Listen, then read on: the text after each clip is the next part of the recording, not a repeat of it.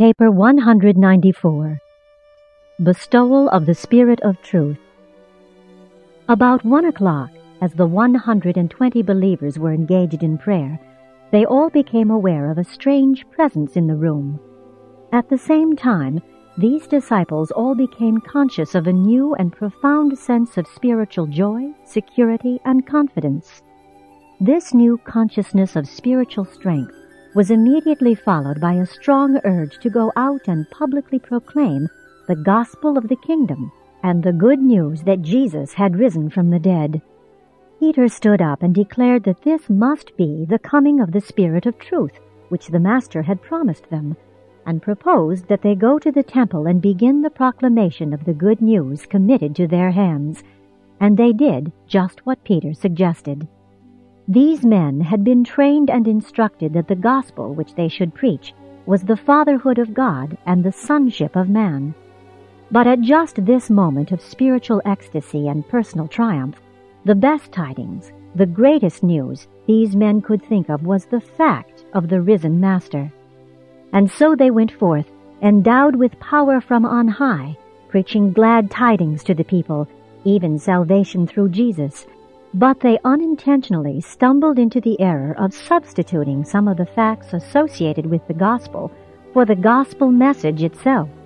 Peter unwittingly led off in this mistake, and others followed after him, on down to Paul, who created a new religion out of the new version of the good news. The gospel of the kingdom is the fact of the fatherhood of God, coupled with the resultant truth of the sonship brotherhood of men.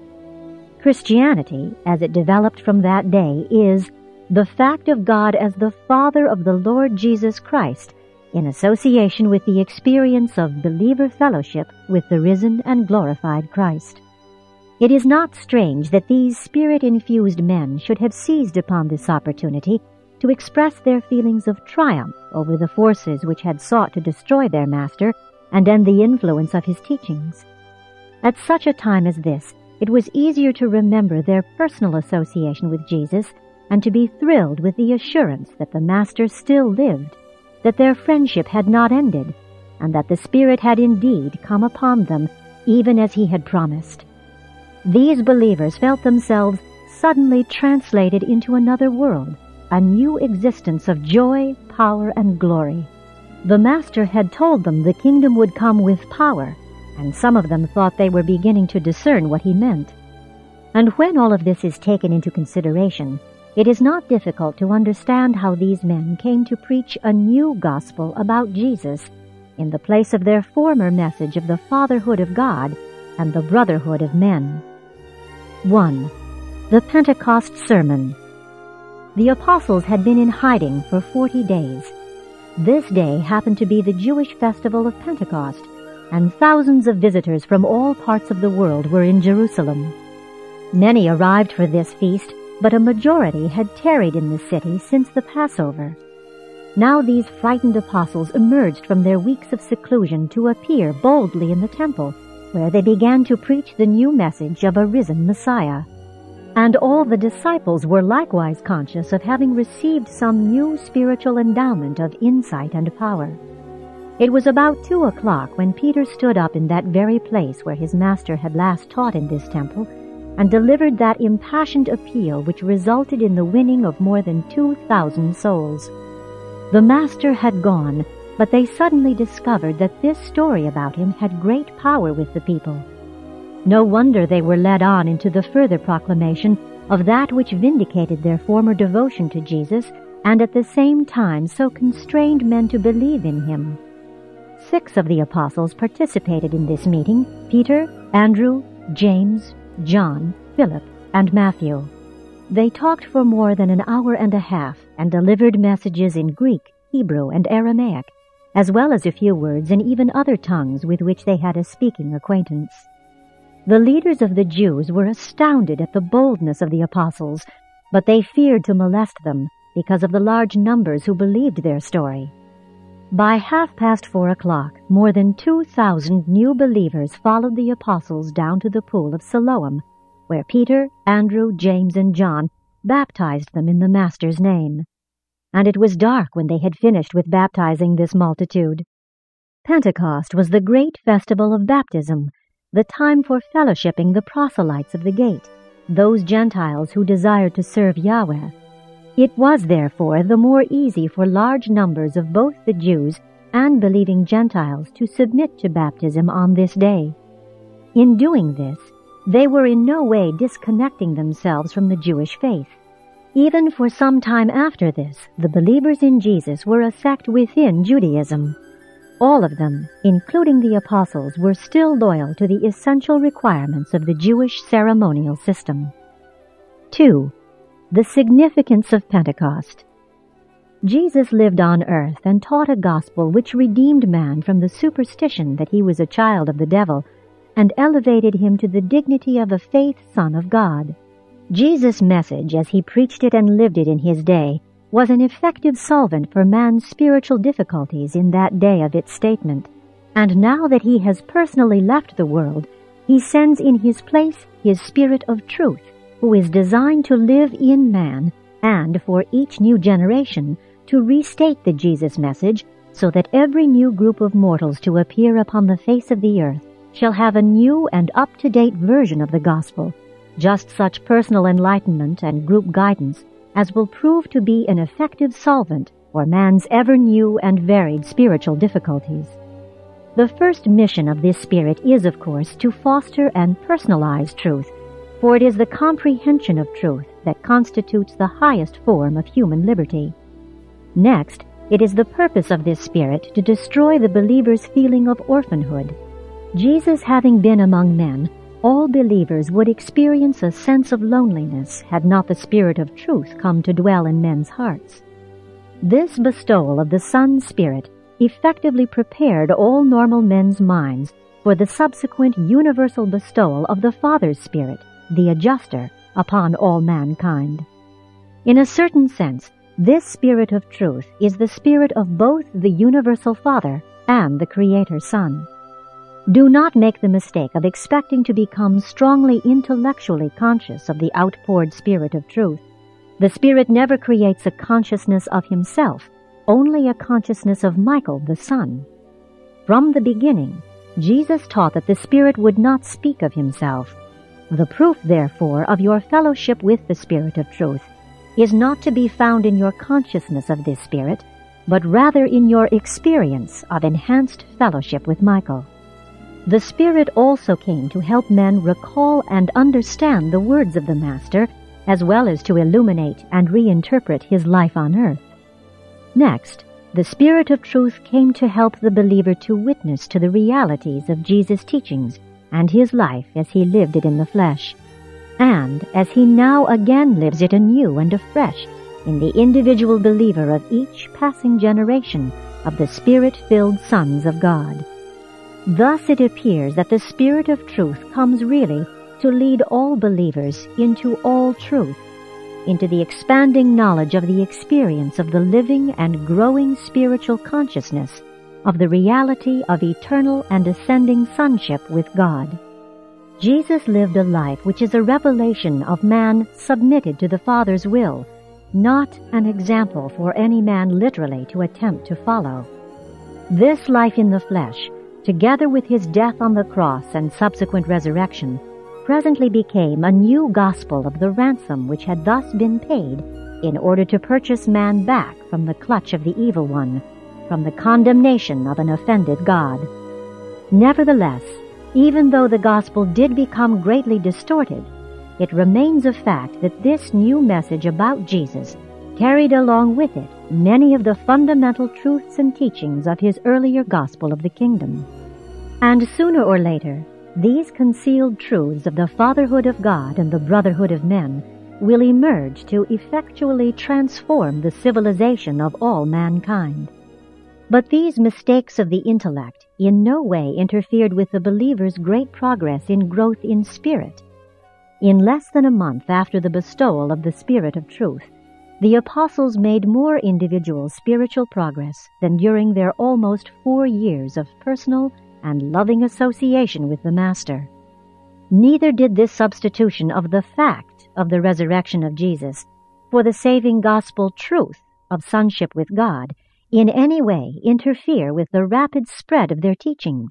On the contrary, this overshadowing of Jesus' message by the new teachings about his person and resurrection seemed greatly to facilitate the preaching of the good news.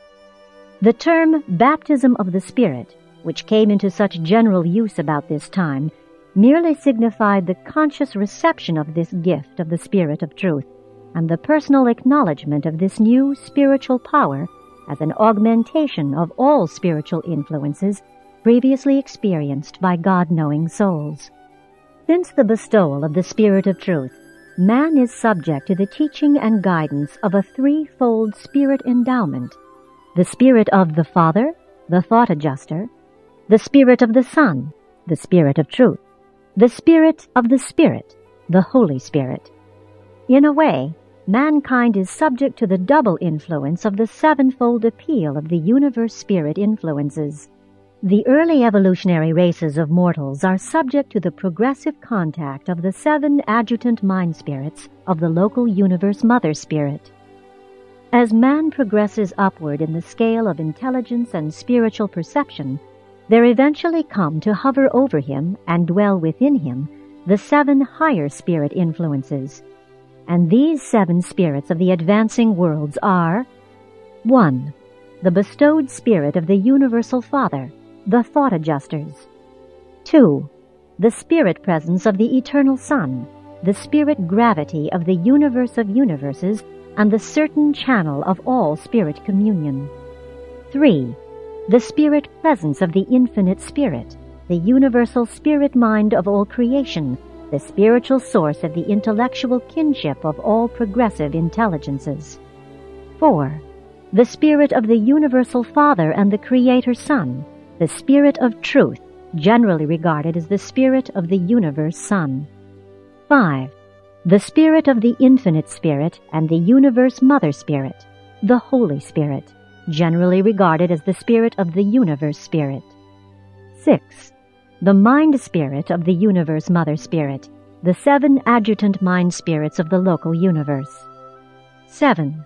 The Spirit of the Father, Sons, and Spirits, the new name spirit of the ascending mortals of the realms, after the fusion of the mortal spirit-born soul with the Paradise Thought Adjuster, and after the subsequent attainment of the divinity and glorification of the status of the Paradise core of the finality. And so did the bestowal of the Spirit of Truth bring to the world and its peoples the last of the spirit endowment designed to aid in the ascending search for God. 3. What happened at Pentecost? Many queer and strange teachings became associated with the early narratives of the day of Pentecost. In subsequent times, the events of this day on which the Spirit of Truth, the new teacher, came to dwell with mankind, have become confused with the foolish outbreaks of rampant emotionalism.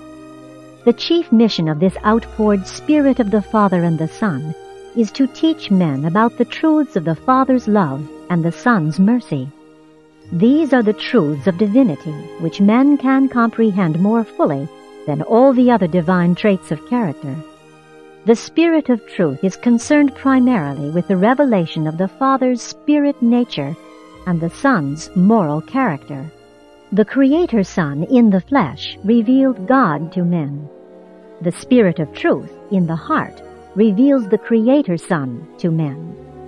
When man yields the fruits of the Spirit in his life, he is simply showing forth the traits which the Master manifested in his own earthly life. When Jesus was on earth, he lived his life as one personality, Jesus of Nazareth. As the indwelling Spirit of the new teacher, the Master has, since Pentecost, been able to live his life anew in the experience of every truth-taught believer. Many things which happen in the course of a human life are hard to understand, difficult to reconcile with the idea that this is a universe in which truth prevails and in which righteousness triumphs. It so often appears that slander, lies, dishonesty, and unrighteousness, sin, prevail. Does faith, after all, triumph over evil, sin, and iniquity? It does, and the life and death of Jesus are the eternal proof that the truth of goodness and the faith of the Spirit-led creature will always be vindicated. They taunted Jesus on the cross, saying, "Let us see if God will come and deliver him." It looked dark on that day of the crucifixion, but it was gloriously bright on the resurrection morning. It was still brighter and more joyous on the day of Pentecost. The religions of pessimistic despair seek to obtain release from the burdens of life. They crave extinction in endless slumber and rest. These are the religions of primitive fear and dread. The religion of Jesus is a new gospel of faith to be proclaimed to struggling humanity. This new religion is founded on faith, hope, and love. To Jesus, mortal life had dealt its hardest, cruelest, and bitterest blows, and this man met these ministrations of despair with faith, courage, and the unswerving determination to do his Father's will. Jesus met life in all its terrible reality and mastered it, even in death. He did not use religion as a release from life. The religion of Jesus does not seek to escape this life in order to enjoy the waiting bliss of another existence. The religion of Jesus provides the joy and peace of another and spiritual existence to enhance and ennoble the life which men now live in the flesh. If religion is an opiate to the people, it is not the religion of Jesus. On the cross, he refused to drink the deadening drug, and his Spirit, poured out upon all flesh, is a mighty world influence which leads man upward and urges him onward. The spiritual forward urge is the most powerful driving force present in this world. The truth-learning believer is the one progressive and aggressive soul on earth. On the day of Pentecost, the religion of Jesus broke all national restrictions and racial fetters. It is forever true, where the Spirit of the Lord is, there is liberty. On this day, the Spirit of truth became the personal gift from the Master to every mortal. This Spirit was bestowed for the purpose of qualifying believers more effectively to preach the gospel of the kingdom, but they mistook the experience of receiving the outpoured Spirit for a part of the new gospel which they were unconsciously formulating. Do not overlook the fact that the Spirit of truth was bestowed upon all sincere believers. This gift of the Spirit did not come only to the apostles. The 120 men and women assembled in the upper chamber all received the new teacher, as did all the honest of heart throughout the whole world. This new teacher was bestowed upon mankind, and every soul received him in accordance with the love for truth and the capacity to grasp and comprehend spiritual realities. At last, true religion is delivered from the custody of priests and all sacred classes, and finds its real manifestation in the individual souls of men. The religion of Jesus fosters the highest type of human civilization in that it creates the highest type of spiritual personality and proclaims the sacredness of that person. The coming of the Spirit of truth on Pentecost made possible a religion which is neither radical nor conservative. It is neither the old nor the new. It is to be dominated neither by the old nor the young. The fact of Jesus' earthly life provides a fixed point for the anchor of time, while the bestowal of the Spirit of truth provides for the everlasting expansion and endless growth of the religion which he lived and the gospel which he proclaimed. The Spirit guides into all truth. He is the teacher of an expanding and always growing religion of endless progress and divine unfolding. This new teacher will be forever unfolding to the truth-seeking believer that which was so divinely folded up in the person and nature of the Son of Man. The manifestations associated with the bestowal of the new teacher and the reception of the apostles' preaching by the men of various races and nations gathered together at Jerusalem indicate the universality of the religion of Jesus. The gospel of the kingdom was to be identified with no particular race, culture, or language. This day of Pentecost witnessed the great effort of the Spirit to liberate the religion of Jesus from its inherited Jewish fetters. Even after this demonstration of pouring out the Spirit upon all flesh, the apostles at first endeavored to impose the requirements of Judaism upon their converts. Even Paul had trouble with his Jerusalem brethren because he refused to subject the Gentiles to these Jewish practices.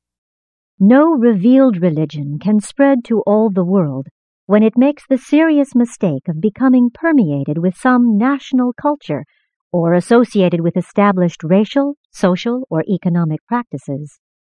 The bestowal of the Spirit of Truth was independent of all forms, ceremonies, sacred places, and special behavior by those who received the fullness of its manifestation. When the Spirit came upon those assembled in the upper chamber, they were simply sitting there, having just been engaged in silent prayer. The Spirit was bestowed in the country as well as in the city. It was not necessary for the apostles to go apart to a lonely place for years of solitary meditation in order to receive the Spirit. For all time, Pentecost disassociates the idea of spiritual experience from the notion of especially favorable environments. Pentecost, with its spiritual endowment, was designed forever to loose the religion of the Master from all dependence upon physical force. The teachers of this new religion are now equipped with spiritual weapons. They are to go out to conquer the world with unfailing forgiveness, matchless goodwill, and abounding love. They are equipped to overcome evil with good, to vanquish hate by love, to destroy fear with a courageous and living faith in truth. Jesus had already taught his followers that his religion was never passive. Always were his disciples to be active and positive in their ministry of mercy and in their manifestations of love. No longer did these believers look upon Yahweh as the Lord of hosts.